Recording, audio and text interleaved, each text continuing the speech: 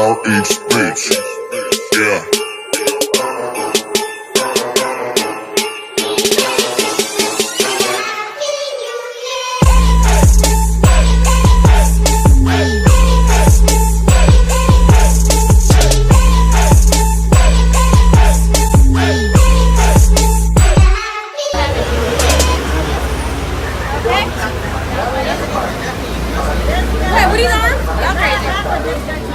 Let me see y'all. Let me see a quarter of a dip. Let's go. Let's go. Everybody want to tell that dog? There, on this.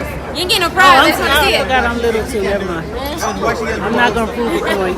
Here. I'm sorry. Hold my glasses. That's it. I don't know. This driver look a little drunk. This one look a little too bumpy. Fast. Ciao, everyone. Get down, baby. Woo! Yeah, no, maybe so.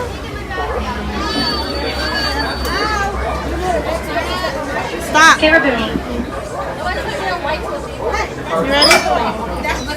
Step up, Papa.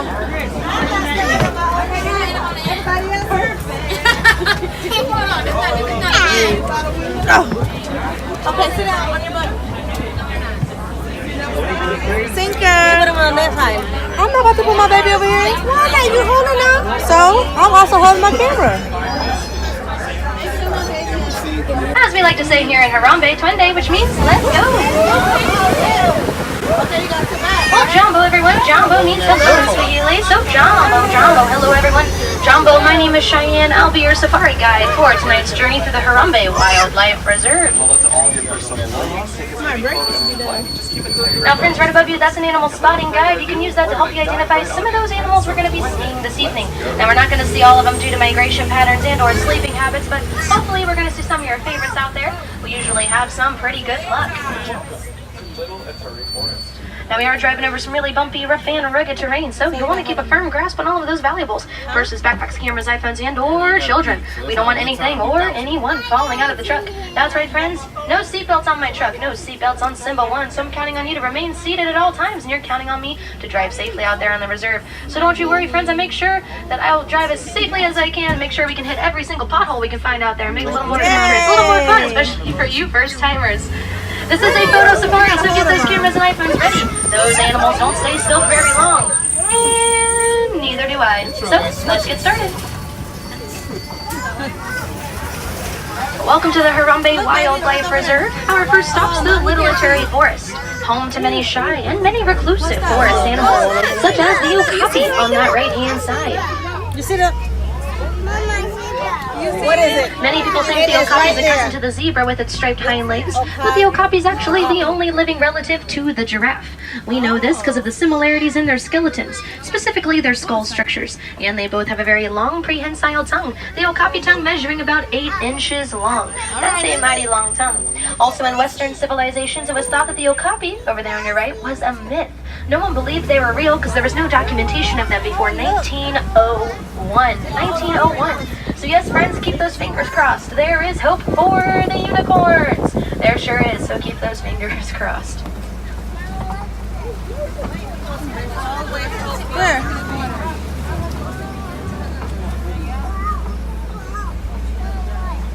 Like I said, the Little Iphannie Forest is home to many shy and many reclusive forest animals. A lot of them like to use their coats as camouflage. And let me tell you, friends, they are very, very good at it. So you'll want to keep your eyes and ears open. You might hear them rustling around in the leaves and branches before you see them. But it looks like on this left-hand side at the very top of the hill, found a couple of chestnut color-coded animals with white stripes and horns. These are the bongos on that left-hand side, just like the instrument bongos.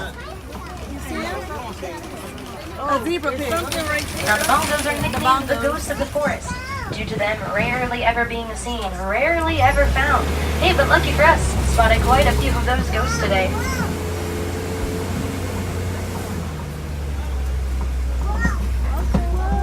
As we head out of the forest, we're now entering the Safi River Valley. And just a little tip as we enter the Safi River Valley. Friends, if you can smell something, you're probably going to see something. That's actually a pretty good tip for everywhere out here on the reserve, so keep sniffing away.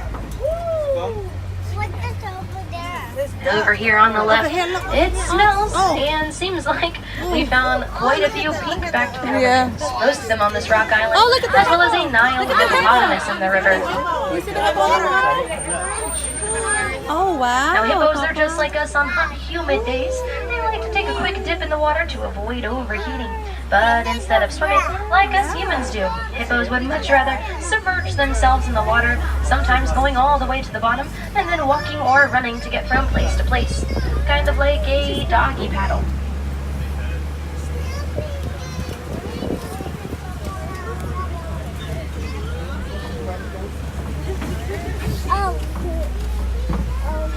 Now we are approaching an old rickety bridge, so everyone please remain seated for me, mainly because we found Nile crocodiles below. So yes, please remain seated. We don't want anything or anyone, like I said, falling out of the truck.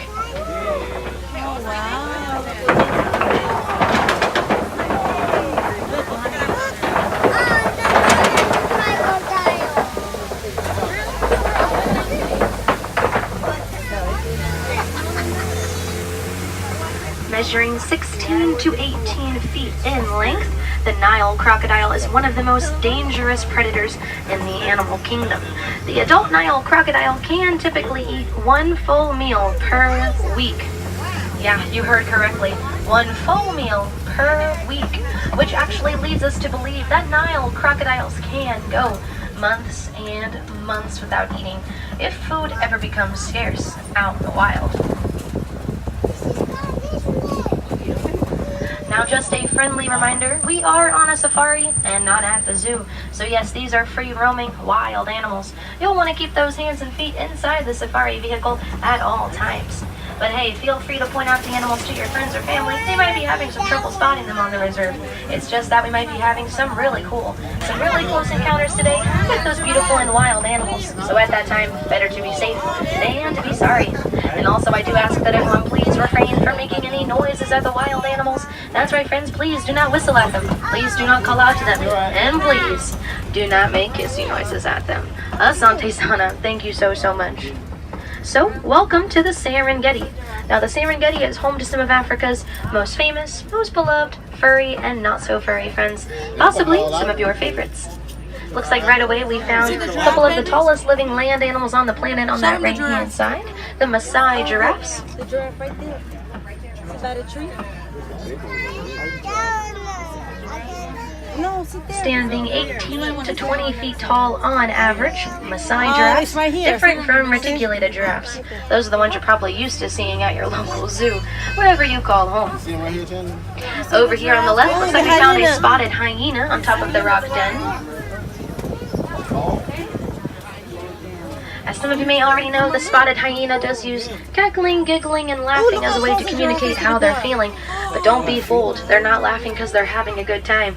They're actually laughing to let all the other hyenas around them know that they are extremely irritated and they would like to be left alone. Please and thank you. Okay, we're gonna sit that one right now. Over here on the left, found an animal with some really big horns. One of the Ankole cattle on that left side. Now, despite the size of those horns, they're quite lightweight.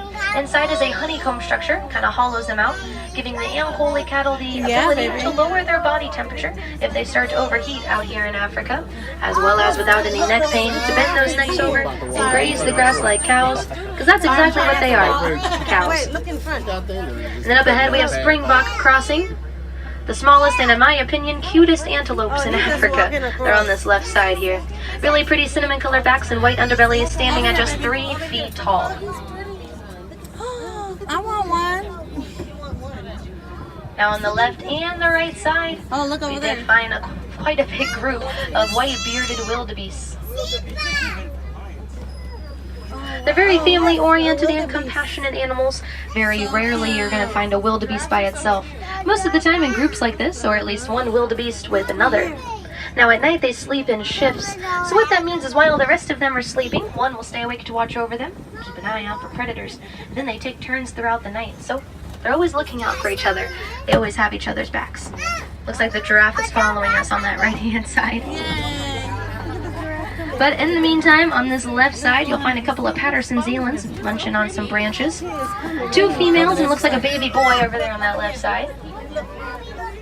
They can grow to be the largest antelopes in Africa, with the full-grown male, Patterson Zealand, standing about 6 feet tall at the shoulder. Pretty big antelope. I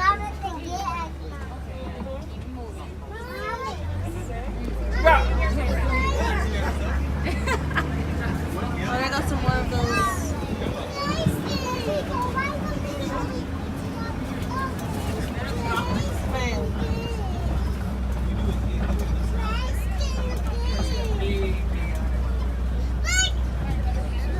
You gonna go mess with them?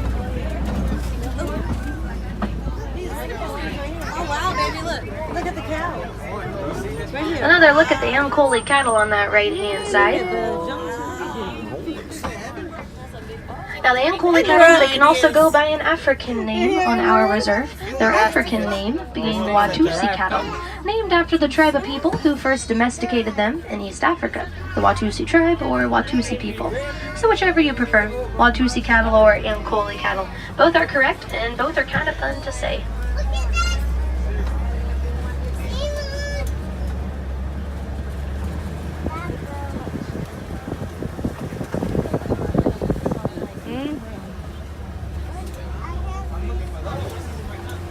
I definitely don't want to see my tiger.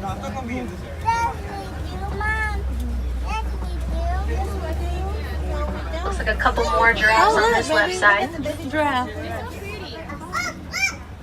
Now what I like about the Maasai giraffes, no two look exactly alike. They each have a unique different coat pattern, which actually helps them to tell each other apart. Kind of like us humans, how we each have a unique set of fingerprints. Pretty cool. And giraffes will spend about 20 hours a day just eating. Yes, 20 hours a day. So then you might be thinking the leftover 4 hours in their day, that's spent sleeping, right? No, of course not. Why would it? Giraffes will eat for 20 hours a day and then sleep for an average of 30 minutes every day. Just 30 minutes. That is all they need.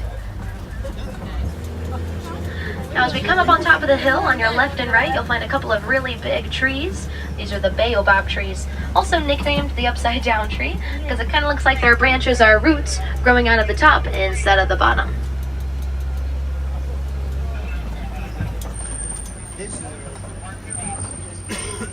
The baobab trees can live to be at least 2,000 years old and can also remain leafless for up to 9 months, which leads us to believe that baobab trees are able to survive long periods of drought out here in Africa by storing all of the rainwater in their trunk. So they really are the tree of life. Another baobab tree on this left side too.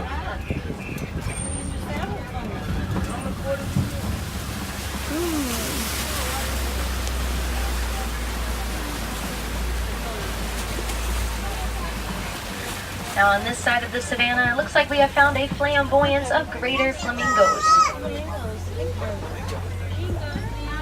Now the greater flamingos get their beautiful, vibrant color from their diet. A diet that consists of brine shrimp and other small water creatures that contain high levels of carotene, which is what gives them that pretty pink coloration, that pretty pink pigment. And the greater flamingos on your left side are the lightest pink of all the flamingo species.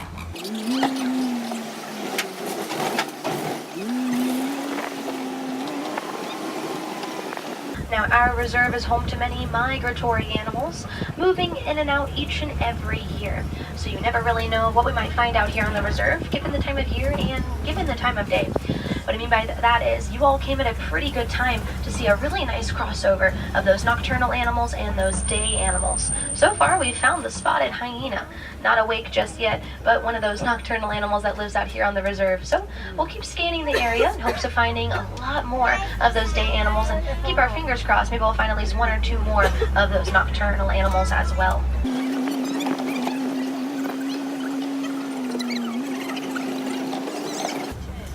Now it looks like we've approached Kopi Rocks up ahead.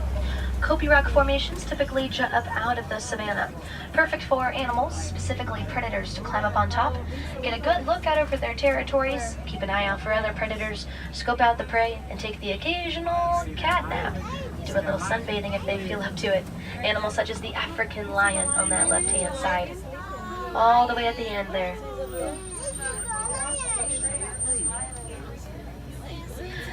Well, don't be surprised, don't be shocked. This is how you will find lions for a majority of the day.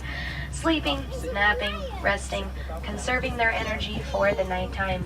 Typically the males, like our friend over here snoozing away, they stay with the pride at night, they take care of the young, and watch over any other lion who chose to stay behind.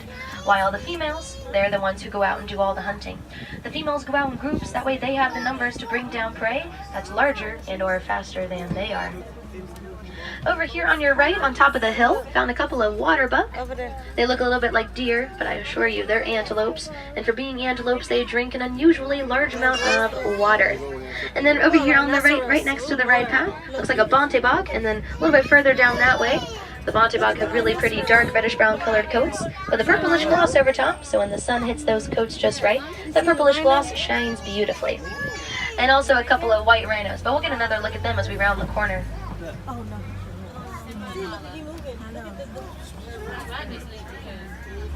No, he's moving. It's way too close. Let's pick up the pace. Now a lion's roar can be heard from up to 5, sometimes 6 miles away. And while our eyesight gets 6 times weaker when the sun goes down, lions, their eyesight will actually get 6 times more powerful. Basically just putting on night vision goggles. Pretty impressive. But it looks like our feline friends were still trying to snooze, so we'll head on out of here and let them rest. Yes. Let's come around the corner here and get one last look at the white rhinos we spotted earlier. Looks like there's a lot of them, so in that case we would call this a crash of white rhinos, a group of rhinos. Now the white rhinos, they have a square upper lip. Their square upper lip helps them to eat off the ground, to graze the grass like cows. Unlike the black rhino has a triangular upper lip, which gives them the ability to pull down leaves from trees and bushes. That's really the biggest difference between the white rhino and the black rhino. The shape of their upper lip, and the white rhino is slightly heavier, slightly larger than the black rhino. So we have some rhino crossing up ahead. We'll just go poly-poly very slowly. They won't hang out in the road that long. You see the rhino? Perfect. We might have another one up ahead. So we'll just pause right here. Now you might see the mud on their back face and legs on this left and right side. Unfortunately, we do not make rhino sunscreen here in Africa. I wish we did, it would help them out a lot. But instead you'll see rhinos hanging out in mud pits, using the mud as a natural sunblock to avoid that nasty sunburn. And unfortunately, very few white rhinos and very few black rhinos, many other rhinos left in the world. Very few of them left due to rhino horn poaching. Very, very sad. Rhino horns, they're highly valued on the black market. And it doesn't make a whole lot of sense because those rhino horns are actually made out of keratin, the same thing that makes up our fingernails and our hair. So rhino horns really serve no scientific purpose for humans whatsoever.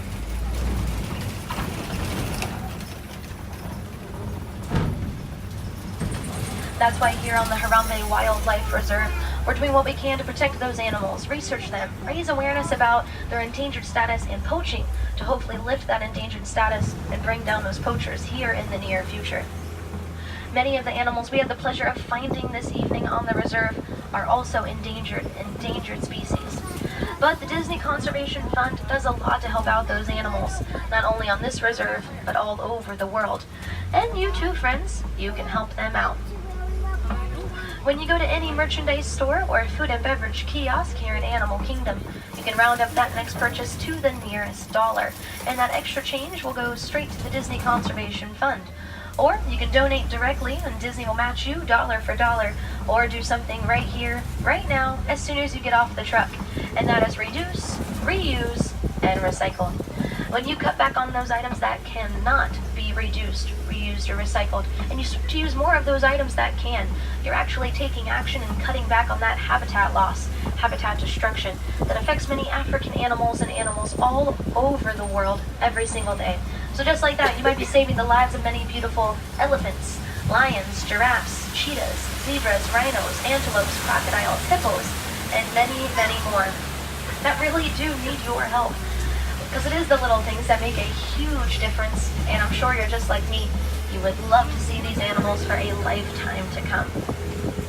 Well, I do hear the singing of villagers, which means we've made it back to Harambe Village, safe and sound, and in one piece. Yes, this has brought us to the end of our safari for this evening. I hope you all had a good time. I hope you got to see some of your favorites out there and got some good photos and videos to take home to your friends and family.